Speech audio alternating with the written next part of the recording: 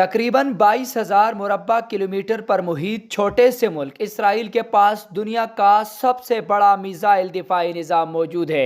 हर मुल्क अपना एक दिफाई निज़ाम ज़रूर रखता है, लेकिन इस छोटे से मुल्क के पास जो दिफाई निज़ाम है वो दुनिया के किसी भी ताकतवर मुल्क के पास नहीं है। अस्सलामुअलैकुम नाजरीन, अमरीका और इसराइल के बाहमी ताउन से आयरन डूम के नाम से नस्ब किया गया ये जदीद और पेचीदा निज़ाम आपकी समझ में भी बहुत जल्दी आने वाला है, क्योंकि आपने ऐसी मालूमात हासिल करने के लिए मेरे चैनल का इंतखाब किया है। और जब आप जुड़ते हैं मेरे साथ तो मैं आपको मुश्किल से मुश्किल तरीन टॉपिक समझाए बगैर कभी नहीं छोड़ सकता। तो आइए चलते हैं अपने टॉपिक की तरफ। रेडियो आपने सुना होगा, टीवी आप देखते रहते हैं और मोबाइल फ़ोन आप इस्तेमाल कर रहे हैं। ये वीडियोस और आवाज़ें आप तक कैसे पहुंचती हैं? किसी तार के ज़रिए नहीं। मोबाइल के साथ तो कोई तार टच ही नहीं है, तो फिर क्या ये कोई जादू है? नहीं जनाब, ये एक ख़ास किस्म की मौजें हैं जो कोई भी वीडियो और आवाज़ आप तक पहुंचाने की ज़िम्मेदार हैं। इन मौजों को रेडियो मौजें कहते हैं या रेडियो लहरें कहते हैं, और इंग्लिश में इन मौजों को रेडियो वेव्स कहते हैं। रेडियो वेव्स हमें नज़र नहीं आती, लेकिन कोई भी आवाज़ या वीडियो तस्वीर वगैरह आप तक पहुंचाने की जिम्मेदार यही रेडियो वेव्स हैं। रेडियो वेव्स एक आले की मदद से पैदा की जाती हैं। ये आला किसी भी टेलीविज़न स्टेशन, रेडियो स्टेशन या हत्ता कि आपके मोबाइल फ़ोन के अंदर नस्ब है। ये आला करंट को इस्तेमाल करके रेडियो वेव्स बनाता है। रेडियो वेव्स की कुछ ख़ास खसूसियात हैं, जैसे ये रोशनी की तरह तेज़ होती हैं, बादलों में से गुजर जाती हैं और किसी भी दीवार में घुसकर दूसरी तरफ निकल जाती हैं। इसराइल ने इन्हीं वेव्स को इस्तेमाल करके हुए अपने लिए दुनिया का एक मुनफरिद मिसाइल दिफाई निज़ाम बनाया है।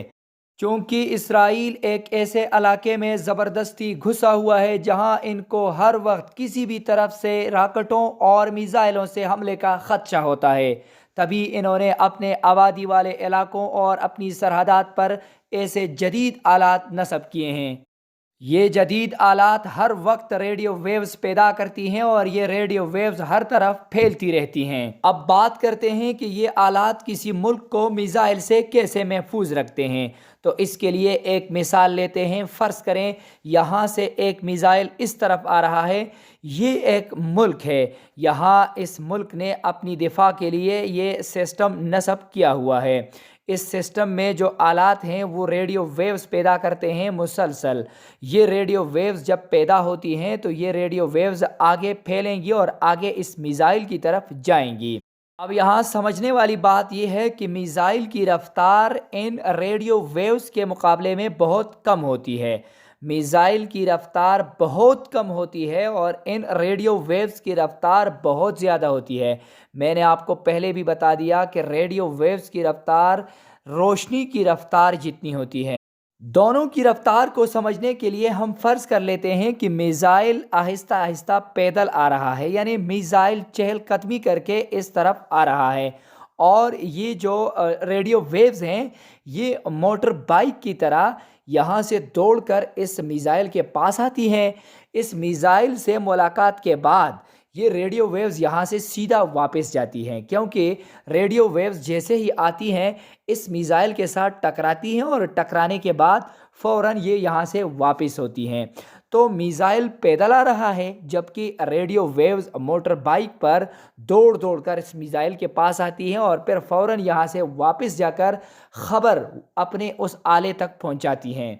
जैसे ही ये रेडियो वेव्स वापस इस आले तक पहुंचती हैं तो ये आला इन रेडियो वेव्स से कुछ सवालात पूछता है, और वो सवालात ये हैं कि मिसाइल इस वक्त कहाँ पर मौजूद है, यानी मिसाइल की लोकेशन क्या है।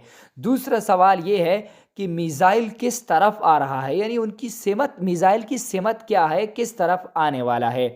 और तीसरा सवाल इन वेव्स से ये आला ये पूछता है कि मिसाइल की रफ्तार कितनी है, यानी ये मिसाइल कितने वक्त में यहाँ तक पहुँच सकता है। तो ये सारी मालूमात यही रेडियो वेव्स ही हैं जो इस आले तक पहुँचाती हैं। फिर ये आला इन मालूमात को हासिल करने के बाद ये फ़ैसला करता है कि अब मुझे क्या करना है। तो इस आले में अपने मिसाइल नस्ब होते हैं। اب یہ سسٹم مناسب وقت پر مناسب سمت میں اپنا میزائل چھوڑ دیتا ہے۔ یہ میزائل جیسے ہی آگے جاتا ہے تو آگے سے آنے والے میزائل کے ساتھ ٹکراتا ہے اور ٹکرانے کے بعد وہ میزائل ختم ہوتا ہے۔ لیکن دشمن کی طرف سے آنے والے میزائل کو ختم کرنے کے لیے اپنا ایک میزائل بھی ضائع کرنا پڑتا ہے۔ اسرائیل نے اپنی حفاظت کے لیے اپنے ملک میں مناسب فاصلوں پر بہت ساری جگہوں پر یہ سسٹم نصب کیے ہوئے ہیں۔ یہاں پر سمجھنے والی بات یہی ہے کہ یہ سسٹم بنیادی طور پر ریڈیو ویوز پر ہی کام کرتا ہے۔ ریڈیو ویوز اس سسٹم سے نکلتی ہیں، آگے جاتی ہیں اور میزائل کی خبر لا کر واپس آتی ہیں، اس سسٹم کو اطلاع دیتی ہیں اور پھر یہ سسٹم خودکار طریقے سے دشمن سے آنے والے میزائل کے خلاف اپنے میزائل فائر کرتا ہے اور پھر وہ دوسرا میزائل تباہ ہو جاتا ہے۔ اسرائیل کا یہ دعویٰ ہے کہ ہمارا یہ سسٹم 90% کامیاب ہے، یعنی 90% اس سسٹم کی کامیابی یقینی ہے، باقی 10% اس سسٹم سے غلطی ہو سکتی ہے، اور حماس نے بھی اسی غلطی کا فائدہ اٹھا کر گزشتہ کئی سالوں سے حکمت عملی بنائی اور اس سسٹم میں جو خامیاں تھیں ان خامیوں کو ڈھونڈ کر حماس نے اپنا منصوبہ بنایا اور پھر اس منصوبے کے تحت اسرائیل پر راکٹوں اور میزائلوں سے حملہ کیا۔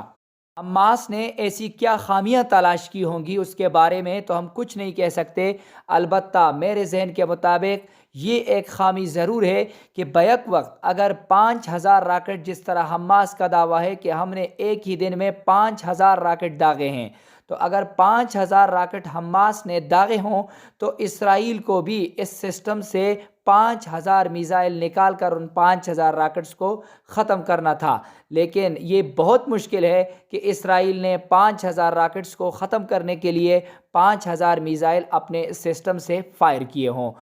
تو یقیناً کچھ میزائل تو اس سسٹم نے تباہ کیے ہوں گے، لیکن یہ تعداد میں بہت زیادہ تھے، تبھی بہت سارے میزائل اس سسٹم کی گرفت میں نہیں آئے اور وہ یہاں سے نکل کر سیدھا اسرائیل میں گر گئے، جس سے بڑے پیمانے پر تباہی پھیل گئی۔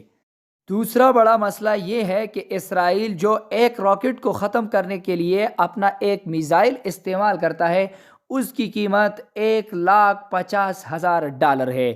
$1,50,000 کا ایک میزائل تیار ہوتا ہے، جبکہ دوسری طرف حماس کی طرف سے آنے والے ایک راکٹ کی قیمت $300 ہے، جو کہ اس کے مقابلے میں بہت سستا ہے۔ تبھی حماس بڑی تعداد میں راکٹ بناتا ہے اور اسرائیل پر فائر کرتا ہے، جبکہ اسرائیل ایک راکٹ کو ختم کرنے کے لیے یعنی $300 کے مقابلے میں اپنے $1,50,000 اڑاتا ہے۔ تبھی اسرائیل کے لیے یہ مشکل بنتا ہوا نظر آ رہا ہے۔ اسرائیل نے اس ٹیکنالوجی کو اپنے دفاعی نظام میں سن 2011 میں شامل کیا تھا اور اب تک وہ اس سسٹم کا فائدہ اٹھا رہے ہیں، لیکن حماس کی تازہ کارروائیوں نے اسرائیل کو اس سسٹم پر دوبارہ سوچنے پر مجبور کر دیا ہے۔